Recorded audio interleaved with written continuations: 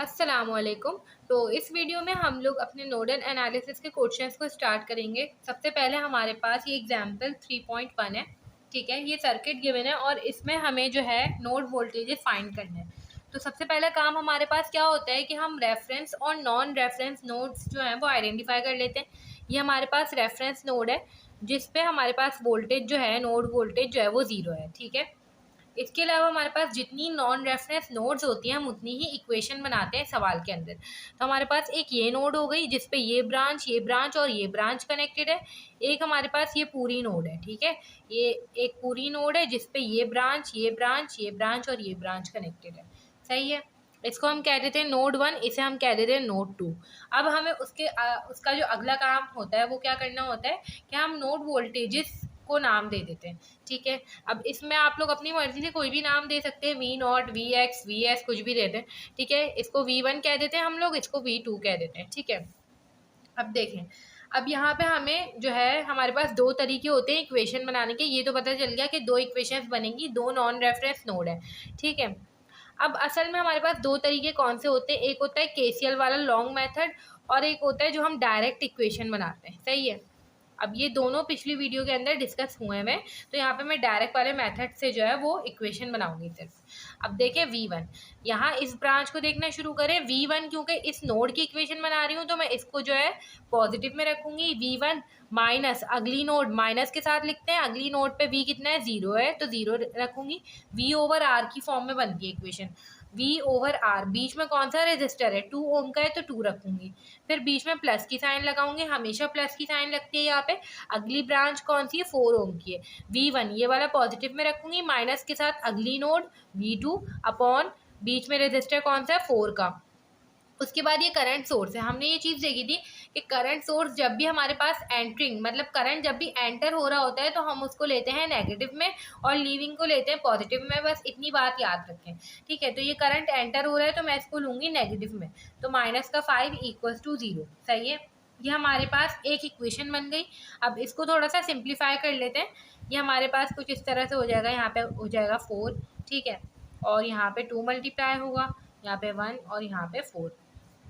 ये हमारे पास हो जाएगा 2V1 प्लस का V1 माइनस V2 माइनस का 20 = 0। ये 4 वहाँ जाके मल्टीप्लाई हो जाएगा, ख़त्म हो जाएगा। ये हो जाएगा 3V1 माइनस V2 माइनस का 20 = 0।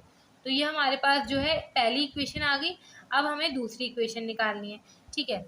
इसको हम कुछ इस तरह से अरेंज कर लेंगे, कांस्टेंट को दूसरी साइड पर रखें। ये हमारे पास है इक्वेशन नंबर 1। अब दूसरी इक्वेशन बनानी है, दूसरी नोड की इक्वेशन। सबसे पहले यहाँ से देखना स्टार्ट करें। इस ब्रांच में हमारे पास करंट है और वो करंट एंटरिंग है तो हम उसको लेंगे -10, सही है। फिर प्लस की साइन लगाएंगे बीच में। V2 अगली नोड कौन सी है, रेफरेंस नोड है, तो V2 minus reference node upon R, बीच में R कौन सा है, 6 ओम का है, ठीक है। प्लस V2, ठीक है, माइनस के साथ अगली नोड -V1/4, बीच में रेजिस्टर कौन सा है, 4 का है। उसके बाद ये करंट सोर्स है, ये करंट है, ये लीविंग है तो इसको हम लेंगे पॉजिटिव में, = 0, सही है। इस तरह से हमने बना लिया। अब हम इसको भी सिंप्लीफाई कर लेते हैं। ये हमारे पास हो जाएगा 6 और 4 12, ठीक है। यहाँ पे 12 मल्टीप्लाई होगा, यहाँ पे हमारे पास 2 मल्टीप्लाई होगा, यहाँ पे 3 मल्टीप्लाई होगा और यहाँ पे हमारे पास 12 मल्टीप्लाई होगा, सही है। ये हमारे पास हो जाएगा माइनस का 120, ठीक है। और ये हमारे पास हो जाएगा प्लस का 2V2 प्लस का 3V2 माइनस का 3V1 प्लस का 12 5 60 = 0, सही है। अब देखें, माइनस का 3V1 प्लस का 5V2, ये चीज़ तो ख़त्म हो जाएगी, ठीक है। -120 प्लस 60 मतलब के माइनस का 60 = 0। -3V1 प्लस का 5V2 = 60, ठीक है। ये हमारे पास एक इक्वेशन बन गई जिसे हम नाम दे देंगे इक्वेशन नंबर 2 का, ठीक है। अब देखें, हमारे पास जैसे ही दो इक्वेशंस आ जाती हैं तो हमें उसको सॉल्व करना होता है और उसमें से V1 और V2 की वैल्यू फाइंड करनी होती है, ठीक है। अब इसको सॉल्व करने के बहुत सारे तरीके होते हैं। हम या तो इसको एलिमिनेशन से सॉल्व कर लें, सिंपल, ठीक है, या तो हम इसको कैलकुलेटर से सॉल्व कर लें या फिर हम इसको मैट्रिसेस से भी सॉल्व कर सकते हैं। ठीक है, तो हम लोग जो है अभी एलिमिनेशन से करेंगे, उसके बाद अगला सवाल मैट्रिसेस से करके देखेंगे। ठीक है, कैलकुलेटर से करना प्रीफर नहीं करेंगे। क्यों नहीं करेंगे? क्योंकि हमारे पास जो है दो इक्वेशन जब हों तो उसको कैलकुलेटर से ना करें, उसमें कैलकुलेशन दिखानी पड़ती है। सही है, तो यहाँ पे हम लोग एलिमिनेशन से करेंगे। सबसे पहले इसमें से हम लोग एक वैल्यू निकाल लेते V1 की। ठीक है, 20 प्लस का V2 अपॉन 3 आ जाएगी इसकी वैल्यू। ठीक है, इसको पुट कर दें इसके अंदर, माइनस का 3, 20 प्लस का V2 ओवर का 3 प्लस का 5V2 इक्वल्स टू 60। 3 से 3 कैंसिल, ये हो जाएगा माइनस का 20 माइनस का V2 प्लस का 5V2 इक्वल्स टू 60। ठीक है, ये यहाँ पे सॉल्व होके आ जाएगा 4V2 और 60 प्लस का 20 80। ठीक है, 4 1 द 4 4, V2 आ गया हमारे पास 20 वोल्ट्स। ठीक है, अब सिंपल V2 की वैल्यू आ गई, यहाँ पर पुट करें। ठीक है, 20 प्लस 20 40 अपॉन 3। ठीक है, जो कि हमारे पास आंसर आ जाएगा 13.33 वोल्ट। तो ये हमारे पास V1 की वैल्यू आ गई। इस तरह से हमने दोनों नोड वोल्टेजेस फाइंड कर लिए और जो है ये तरीका होता है सॉल्व करने का। ये हमने एलिमिनेशन से सॉल्व किया, सिंपल इक्वेशंस को जैसे सॉल्व किया जाता है वैसे ही सॉल्व हुआ है। अब हम प्रैक्टिस प्रॉब्लम 3.1 कर लेते हैं और देख लेते हैं कि वो कैसे सॉल्व होगी। अब देखिए, ये हमारे पास प्रैक्टिस प्रॉब्लम 3.1 है। इसमें हमें ये सर्किट गिवन है और नोड्स भी खुद से आइडेंटिफाई करके दी है। हमें सिंपल बस इक्वेशंस बनानी है। ठीक है, ये हमारे पास रेफरेंस नोड है जिसपे वोल्टेज 0 होता है। ये नॉन रेफरेंस नोड्स हैं। ठीक है, सबसे पहले नोड 1 की इक्वेशन बनाएंगे। तो नोड 1 की इक्वेशन में सबसे पहली ब्रांच ये है, 14 एम्पेयर का करंट एंटर हो रहा है तो इसको हम माइनस के साथ लिखेंगे। उसके बाद नोड वोल्टेजेस का नाम दे दें V1, इसे कह देंगे V2। अब ये V1 है, पॉजिटिव में आएगा। अगली नोड कौन सी है? माइनस का 0 अपॉन 4। ठीक है, बीच वाला रेजिस्टर प्लस के साथ V1। अगली नोड कौन सी है? V2, माइनस के साथ आ जाएगी, अपॉन बीच में रेजिस्टर कौन सा है? 5 का।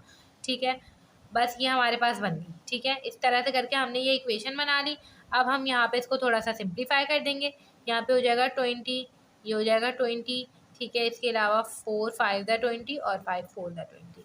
ठीक है, माइनस का 280 और ये हो जाएगा 5V1 प्लस का 4V1 माइनस का 4V2 इक्वल्स टू 0। सही है, और इस तरह से ये हमारे पास हो जाएगा 9V1 माइनस का 4V2 और इक्वल्स टू 280। ये हमारे पास आ गई इक्वेशन नंबर 1। सही है, अब हमें नोड 2 की इक्वेशन बनानी है। नोड 2 पर देख लें, सबसे पहले हमारे पास 7 एम्पेयर का करंट जा रहा है तो वो पॉजिटिव में लिखेंगे। ठीक है, इसी तरह से प्लस का V2, अगली नोड कौन सी है? रेफरेंस नोड है जो कि 0 के साथ आएगी, माइनस 0। ठीक है, बीच में रेजिस्टर कौन सा है? 5 का। फिर प्लस V2, अगली नोड कौन सी है? V1, माइनस के साथ आएगी, नीचे रेजिस्टर कौन सा है? बीच में 5 का, इक्वल्स टू 0। यहाँ पे 5 आ जाएगा एलसीएम में। ठीक है, डायरेक्ट लिख रही हूँ 35 प्लस का V2 प्लस का V2 माइनस का V1 इक्वल्स टू 0। ये हो जाएगा माइनस का V1 प्लस का 2V2 इक्वल्स टू माइनस का 35। अब देखिए, हमारे पास यहाँ पे ना दो इक्वेशंस आ गई हैं। अब हमें सिंपल क्या करना होता है? इनको सॉल्व करना होता है। वापस से आप लोग वही तरीका भी कर सकते हैं कि या तो एलिमिनेशन से सॉल्व कर लें, मगर अभी हम देखेंगे दूसरा तरीका जो कि हमारे पास होगा मैट्रिसेस का, क्रेमर्स रूल। अब देखें, इन दोनों इक्वेशंस को हमारे पास सॉल्व करने के लिए जो दूसरा तरीका होता है वो क्रेमर्स रूल का होता है। क्रेमर्स रूल हम लोग कैसे लगाते हैं? हमें सबसे पहले इसको मैट्रिसेस की फॉर्म में लिखना होता है अपनी इक्वेशन को। तरीका क्या होता है कि इस इक्वेशन की इस साइड पे आप लोग जो भी कोफिशिएंट्स है आप लोग वो लिख दें। +9 है, फिर -4 है, फिर -1 है। ठीक है, फिर +2 है, लिख दिए। उसके बाद V1 और V2 अननोन है, वो हमने लिख दिए। इक्वल्स टू की दूसरी साइड पे जो नंबर्स है उनको भी मैट्रिसेस की फॉर्म में लिख दिया। सही है, इस तरह से कर दिया। उसके बाद हमें डिटर्मिनेंट फाइंड करना होता है। अब डिटर्मिनेंट कैसे फाइंड करते हैं हम लोग? जो ये मैट्रिक्स होता है हमारे पास, इसको क्रॉस मल्टीप्लिकेशन करा दें, बीच में माइनस की साइन लगा दें। ठीक है, 9 × 2 -4 × -1। ठीक है, ये हमारे पास हो जाएगा 9 2 द 18 और माइनस और माइनस माइनस प्लस 4 1 द 4। ठीक है, और ये हो जाएगा हमारे पास 18 - 4 14। डिटर्मिनेंट हमारे पास कितना आ गया? 14। उसके बाद हमें ये निकालना होता है और डिटर्मिनेंट 2 निकालना होता है। किस तरह से निकालते हैं? सबसे पहले ये जो हमारे पास ये वाली चीज़ है ना, इसको उठा के रख दें इधर। ठीक है, इस पूरी चीज़ को इससे रिप्लेस कर दें इसके लिए, डिटर्मिनेंट 1 के लिए। सही है, 280 -35 -4 और 2। ठीक है, उसके बाद वही क्रॉस मल्टीप्लिकेशन वाला तरीका करें, 280 इंटू 2। ठीक है, माइनस की साइन लगाएं, -4 इंटू माइनस का 35। सही है, 280 इंटू 2 हमारे पास कितना हो जाएगा करके देख लेते हैं। 2 8 ज़ा 16, 2 2 ज़ा 4, 556। ठीक है, 560 और यहाँ पे हो जाएगा माइनस माइनस माइनस प्लस। ठीक है, अब हमें 35 4 करना है। ये हमारे पास हो जाएगा 35 इंटू 4 140।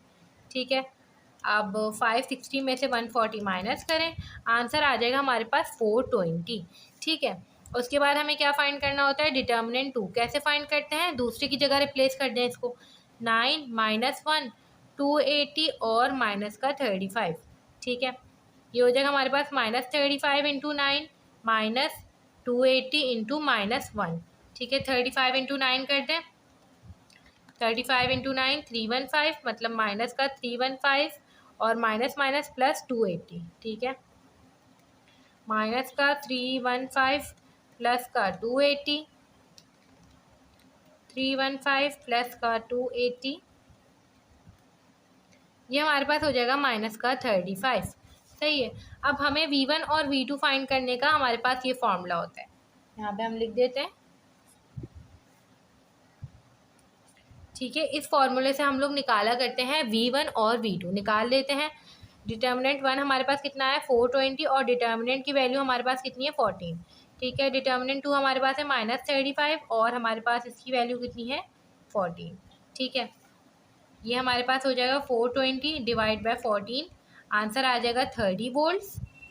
ठीक है, और यहाँ पे हमारे पास हो जाएगा माइनस का 35 डिवाइड बाय 14, आंसर आ जाएगा हमारे पास माइनस का 2.5 वोल्ट्स। तो इस तरह से करके हम लोगों ने V1 और V2 जो है वो फाइंड कर लिए। हमने पहला वाला तरीका देखा था एग्जाम्पल के अंदर, जो कि था हमारे पास एलिमिनेशन का। ठीक है, आप लोग एलिमिनेशन वाला तरीका यूज़ कर लें अगर वो ज़्यादा सिंपल लग रहा है। ठीक है, या फिर ये वाला तरीका यूज़ कर लें, ये ज़्यादा सिंपल लग रहा है। कोई भी तरीका जो है हम लोग यूज़ कर सकते हैं। सही है, अब हम नेक्स्ट वीडियो में इसकी अगली एग्जाम्पल करेंगे।